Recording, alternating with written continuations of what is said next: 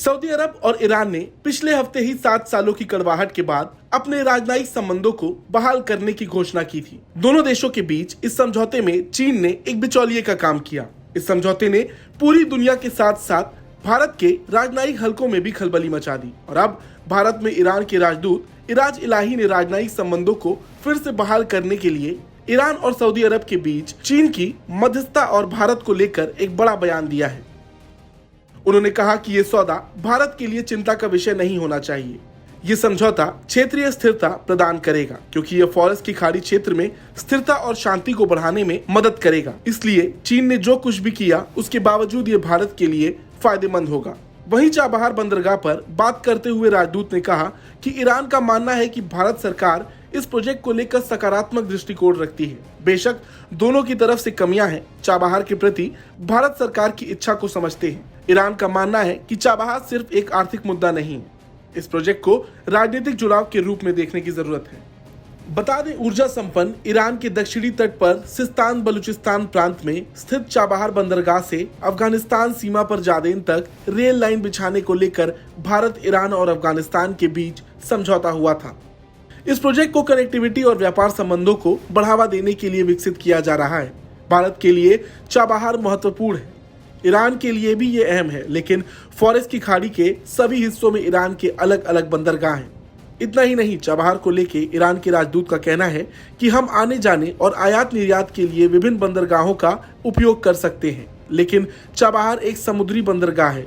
यह हिंद महासागर के करीब है और अफगानिस्तान के रास्ते के सबसे करीब है। इस महत्व के कारण चाबहार प्रोजेक्ट पर तेजी से काम करना चाहिए। यह भारत के साथ साथ ईरान के लिए भी महत्वपूर्ण है। यह हमारे लाभ के लिए होगा।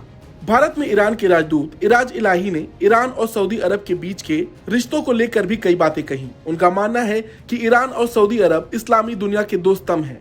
एशिया के पश्चिम में दो शक्तियां हैं। दोनों देशों के बीच अलग अलग समानताएं हैं, इसलिए यह क्षेत्र को सकारात्मक रूप से प्रभावित करेगा। आने वाले महीनों में दूतावास खुले रहेंगे और दोनों देशों के बीच संबंध फिर से शुरू होंगे और इससे क्षेत्र में विभिन्न संकटों में मदद मिलेगी।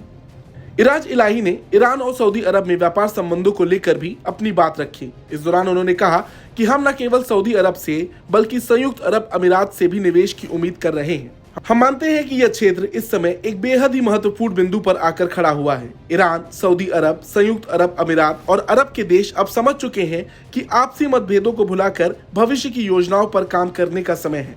यह G20 का सदस्य है और उसके पास ईरान में निवेश करने के लिए पर्याप्त धन है, लेकिन इस मुद्दे पर अभी फैसला करना जल्दीबाजी होगी। बता दें, इससे पहले भारत ने भी दोनों देशों के बीच हुए समझौते का स्वागत करते हुए कहा था कि उसने हमेशा मतभेदों को सुलझाने के लिए बातचीत और कूटनीति की वकालत की है।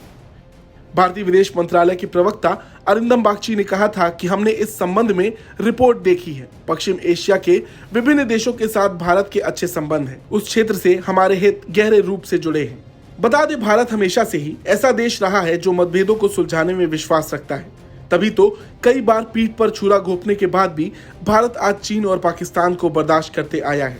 भले ही चीन ने ईरान और सऊदी के बीच में समझौता कराया हो, भारत को ज्यादा फर्क नहीं पड़ने वाला, क्योंकि इन दोनों देशों से कहीं ना कहीं भारत के रिश्ते सही हैं। आज भारत से ज्यादा इन देशों को उसकी जरूरत है।